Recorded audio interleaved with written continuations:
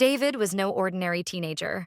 He was poor, skinny, and dressed in secondhand clothes with a quiet strength inside him, but his wisdom far exceeded his years. Despite his hardships, he remained faithful, praying several times a day to the divine higher power he knew as Jesus Christ. At school, David was invisible. His classmates never called on him during discussions, never invited him to lunch, and never included him in after-school study sessions. He tried, time and time again, to break into their inner circle, but they snubbed him without a second thought. Even his teacher treated him as if he didn't exist.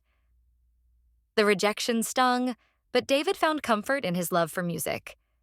He spent hours teaching himself to play the drums, banging out rhythms on cardboard boxes and kitchen pots. His grandfather, recognizing his hidden talent, gifted him a real set of drums on Christmas Day a year ago, a gift David treasured deeply.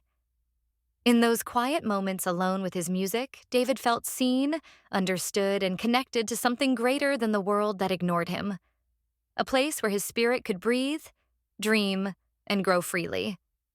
One day, his substitute teacher, who had replaced his former teacher after her sudden passing, asked David if he would play the role of the little drummer boy in the school's annual Christmas nativity play.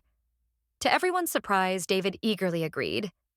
No one had ever seen him perform, let alone sing. On the night of the play, the school auditorium was packed with parents, teachers, guests, and students. The production was dull, failing to hold the audience's attention, until David stepped onto the stage. He moved slowly, carrying his drum, and then began to sing. David, baby Jesus, I am a poor boy too. I have no gift to bring. Drum beats. Pa-rum-pum-pum-pum. David. Then he smiled at me. Drum beats. Pa-rum-pum-pum-pum. David. Me and my drum. Drum beats. Pa-rum-pum-pum-pum. The crowd sat in stunned silence, then erupted in applause and began speaking among themselves. David was incredible. He rocked it. I had no idea David could sing and play the drums. He was spectacular. In that moment, David was no longer the forgotten kid. He had transformed rejection into a gift, honing his talent until the perfect opportunity arrived. And just when he thought the night couldn't get any better, a guest in the audience, a recruiter for the prestigious Duke Ellington School of the Arts in Washington, D.C., offered him a place at the school. After excelling there, David earned a music scholarship to Northern Virginia Community College, later pursuing a Ph.D. in music at Georgetown University. Today, David is a professor at the University of Rejection, where he dedicates himself to uplifting students who feel unseen or insecure. Much like the Savior he prayed to daily, David knew the sting of rejection and hardship.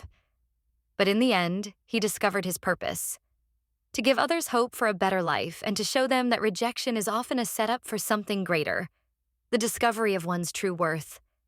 David found his calling just as his Lord and Savior fulfilled his own, becoming King of Kings and Lord of Lords. You've been listening to Mia Z. Edwards' Stories. New stories arrive daily, except on Saturdays and Sundays, my rest days. Until then, stay inspired, stay creative, and let your imagination run wild.